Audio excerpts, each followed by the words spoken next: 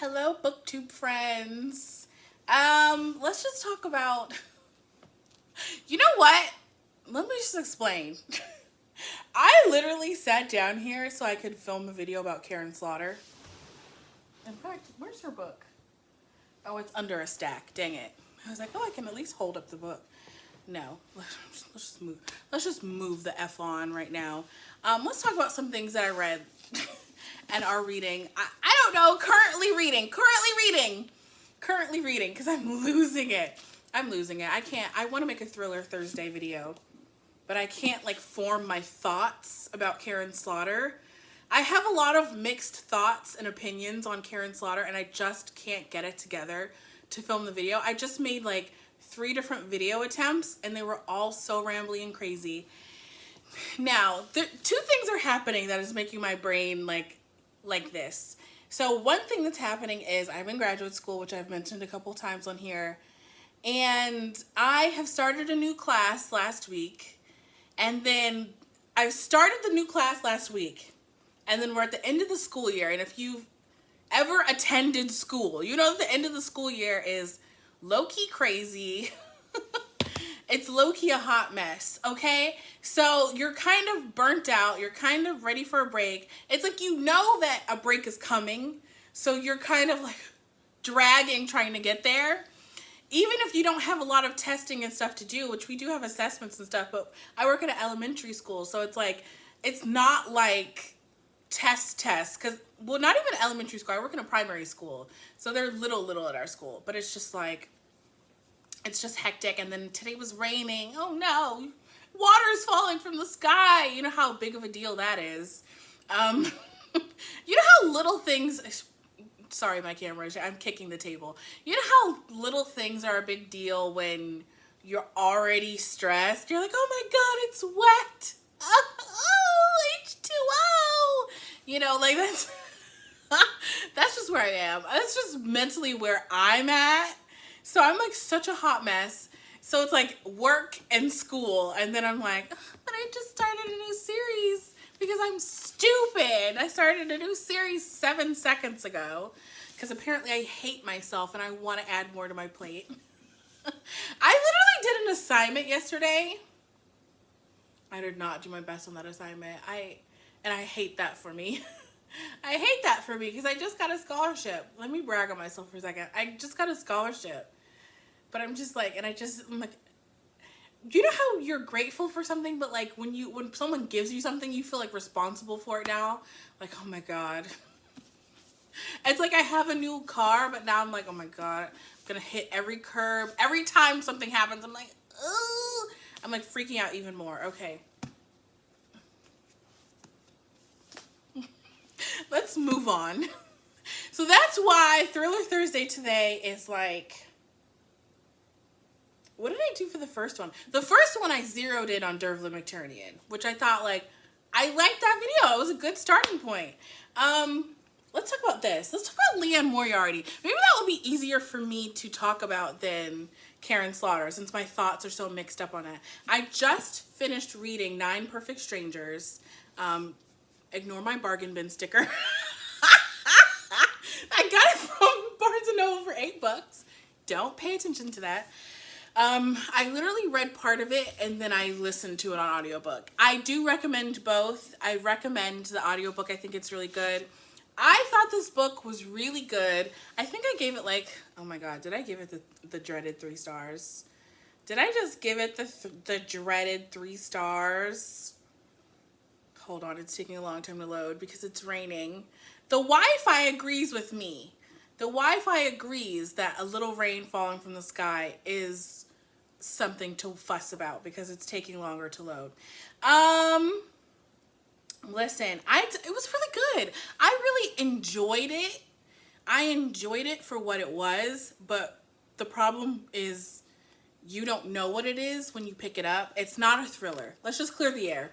Leanne Moriarty does not really write thrillers, and that's my opinion. Like, I feel like Big Little Lies is her only thriller, I think, and you know what? I take that back. I don't think Big Little Lies was a thriller. The thing about a thriller to me is a thriller is thrilling. It's thrilling. It's thrilling. I think that her books are contemporary fiction mixed with some mystery. And that's what her books are. They're not exciting or thrilling. And this one is good. I think this one was good. The main character, there's 9 people and it's kind of an ensemble cast, but the main character is basically Frances. And Frances is, she's a writer and she's in middle-aged and she's never been married, never had kids, and what did I say, never married? She's been married twice, but she's divorced and she doesn't have a husband. She doesn't have any kids. She's going to this health spa because she was a victim of an online, dating, a catfish scam where, someone catfishes you and asks you for money, and they took her for thousands of dollars, apparently. And she's just really hurt by this, and she just wanted to go to, the spa as, a little retreat. There was a family there who were dealing with the stress of the anniversary of the death of a loved one. There was the guy she refers to in the beginning of the book as the serial killer.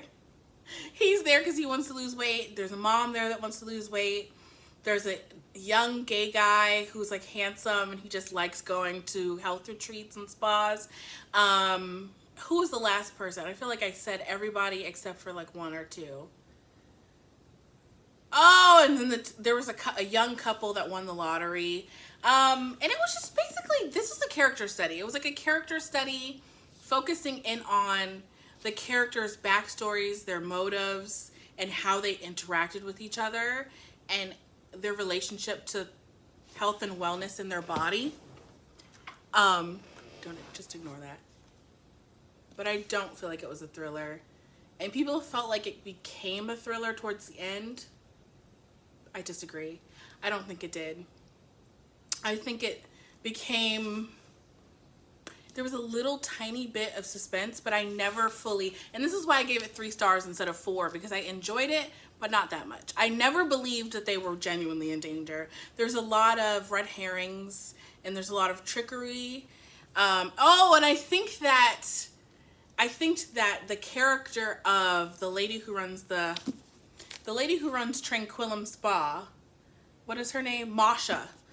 I thought that her name was Marsha and that the Australian accent was just making it sound like that, but no, her name was actually M-O-S-H, Masha. So I was like, when I started looking at the book, I was like, oh, Masha. Okay. And then I think Masha and, oh my God, I just read this. Oh my God, I don't want to say the Asian guy, but Yao. I really liked their characters. I really thought that Masha was fascinating, interesting. I think her backstory is really good. And let's just talk about the, it's not an elephant in a room, but let's just talk about the fact that there is going to be a movie. So Nicole Kidman is playing Masha, which I think is perfect. I think that she physically and character, as far as her personality, I feel like she could slay the role. But there's the aspect of her backstory, of Masha's backstory, is really important, that she grew up in Russia with the food shortages and stuff like that. Excuse me. So I don't know if they're going to have, I have to look at the trailer, and I wanted to do a trailer reaction, so that's something else I'm going to do. But I don't know if they're going to, I'm like, is Nicole Kidman going to do a Russian accent? I've never heard her, I don't remember or know of her doing a lot of accents other than American. I've never, to my knowledge, she doesn't do accents. A lot of actors and actresses just don't do them, and it's hard to do a Russian accent. It's hard to do a Russian accent because, I don't know how to say it. There are certain accents that when real Russian people or real people who are from certain areas have that thick accent, it almost doesn't sound believable. Even though you know it's real because that's how they're talking to you, it almost doesn't sound believable. There are just some accents that are hard to do because they sound so over the top by themselves. I hope this isn't offensive to Russian people. Not that But I think like also her accent is something that comes and goes. Like it gets stronger when she's drunk or when she's like excited or angry and stuff. I'm just like, ooh, I hope that. I don't know if she's gonna do it. I have to watch the trailer. And like if I watch the trailer, I probably could pick up on it because she's probably gonna speak in the trailer. So obviously, I think that Frances is perfectly cast by Melissa McCarthy. I think Melissa McCarthy, and I hope this is what I was thinking when I was driving around listening to this book. I was like, I hope that with Melissa McCarthy, that they play her small, because Melissa McCarthy is like a character actress and she can go over the top and be a fool and be goofy. And like the character of Frances has a good sense of humor, but she's not goofy or crazy or over the top. In fact, she's very romantic and she's very like feminine and soft and like sappy and you know like me and like, and I feel like she's more kind of like Suki. I want Melissa McCarthy to channel like how she channeled Suki. I wish I had dyed her hair blonde. I like when actors and actresses like transform and change a lot for a role. But it looks like she's just gonna be regular in the role. We'll see. I think that I kind of want to watch the trailer, but then a part of me is like, I don't want to, you know, they put so many things into the trailer. And I wonder if they're gonna change things. Okay, anyway, well that's the end of it. I'm done. This was a much easier video to make than the Karen Slaughter video. I rambled a lot less. I feel like I was much more clear. Oh my god, I'm losing it lately. I don't know what's going on.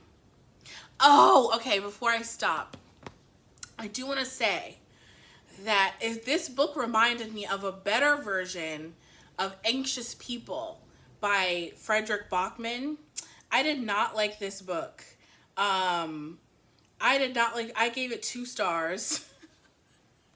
I felt like this book and Anxious People were kind of the same thing because of a spoiler. I don't know how to say. I don't even know how to tell you that they were really similar because of, oh no, I can't even tell you. Okay, spoiler alert. If you don't want to be spoiled, click away. Okay, listen. It basically turns into a hostage situation at a certain point in the novel. And like this was a hostage, this whole book was centered on the idea that they were on a hostage situation. So they're very comparable, and I think that 9 Perfect Strangers does it better because the characters are so much better. Their interactions feel so much more genuine and so much more interesting. And their issues and problems are just, oh my god, there was even suicide. There was suicide in Anxious People. Hold on. There's suicide in Anxious People, and there was a suicide in this book. And I just think she handled it so much better. She looked at it from the point of view of a family of the person who committed suicide. I think that